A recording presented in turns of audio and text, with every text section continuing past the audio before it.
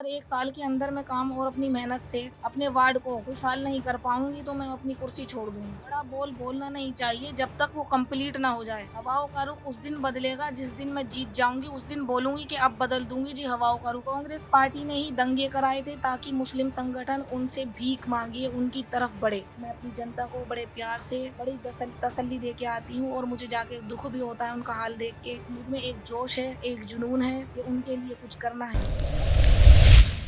नमस्कार, आप न्यूज 44 देख रहे हैं और इस वक्त मैं मौजूद हूं उत्तरी पूर्वी दिल्ली की सीलमपुर विधानसभा में, जहां से विधायक आम आदमी पार्टी के अब्दुल रहमान हैं।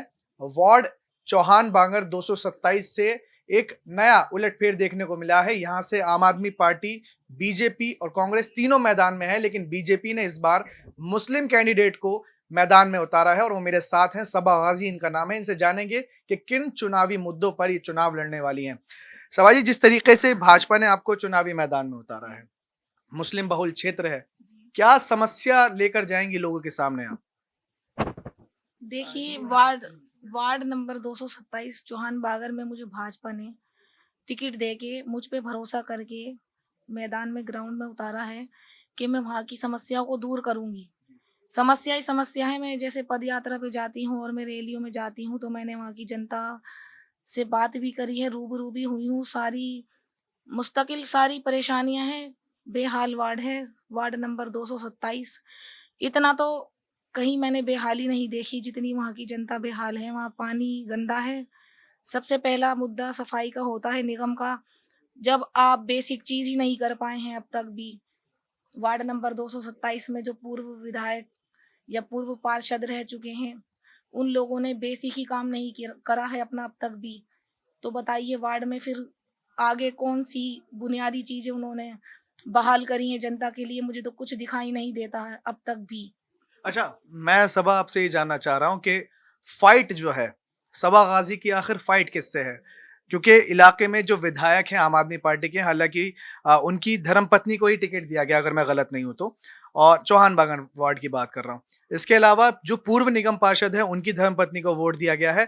तो आप उनको सामने रखते हुए उनको कैसे टैकल करेंगी? देखिए, उनके काम मुझे कुछ नजर नहीं आ रहे हैं फिलहाल। पहली बात तो झाड़ू से हमारी कोई फाइट ही नहीं है।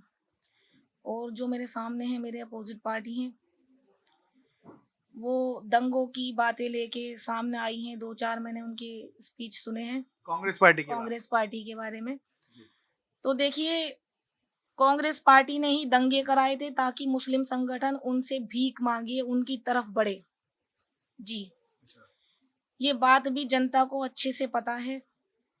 बीजेपी में कभी जनता ने विश्वास उठाया ही नहीं है। सारा विश्वास, सारी बातें जनता की कांग्रेस तक हैं। जिस और कांग्रेस का काम का स्तर बिल्कुल शून्य है।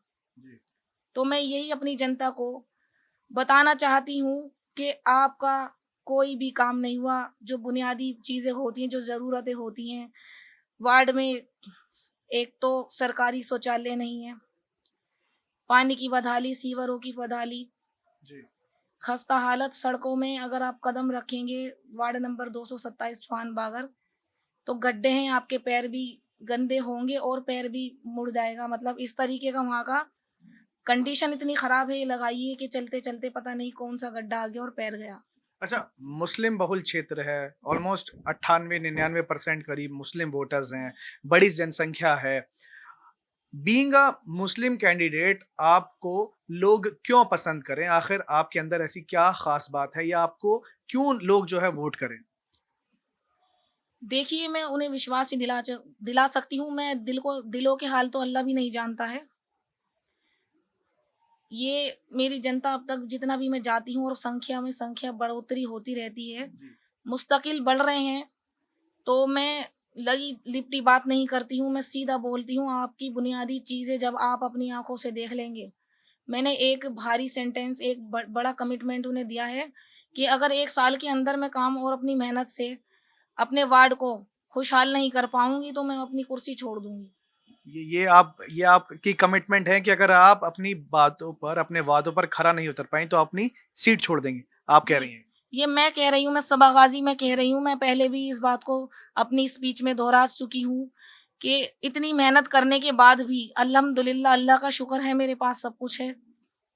अगर मैं इस फील्ड में उतरी हूँ और अपनी जनता के लिए कुछ कर सकूँ तो ये मेरा नसीब, ऊपर वाले का रहम करम। अगर मैं नहीं कर सकूँ तो इतनी मेहनत का क्या फ़ायदा? तो इससे अच्छा ही है कि इस्तीफ़ा दे दूँ। तो हवाओं का रुख बदल रहा है चौहान बांगर की। बिल्कुल, अल्लाह का शुक्र है, हवाओं का रुख बदल रहा है। दुआओं में बहुत ताकत होती है और अल्लाह ने अपने हुक्म से मुझे भेजा है। मुझ पे उसके हुक्म के बिना तो पत्ता भी नहीं हिलता है, तो सब जानते हैं। सबका मालिक एक है। तो अल्लाह ने ही ये हुक्म किया है कि मैं जाऊँ। उसका हुक्म ही है कि मैं इस फ़ील्ड में आई हूँ। मेरा कोई राजनीतिक, कोई पॉलिटिकल बैकग्राउंड नहीं है और मैं अपनी जनता को बड़े प्यार से, बड़ी तसल्ली दे के आती हूँ और मुझे जाके दुःख भी होता है उनका हाल देख के। तो मुझ में एक जोश है, एक जुनून है कि उनके लिए कुछ करना है और मैं अपनी स्पीच में उन्हें बड़ी तसल्ली से और बड़े इज़ाफ़े से उन्हें समझाती हूँ। बड़ा बोल बोलना नहीं चाहिए जब तक वो कंप्लीट ना हो जाए। हवाओं का रुख उस दिन बदलेगा जिस दिन मैं जीत जाऊँगी, उस दिन बोलूँगी कि अब बदल दूँगी जी हवाओं का रुख अल्लाह के हुक्म से। ये मेरा कहना है अपनी जनता से। तो ये भाजपा उम्मीदवार सबा गाजी हैं 227 वार्ड चौहान बांगर से, जिनको भारतीय जनता पार्टी ने मैदान में उतारा है। मुस्लिम बहुल इलाका है और जीत को लेकर सबा गाजी आश्वस्त हैं।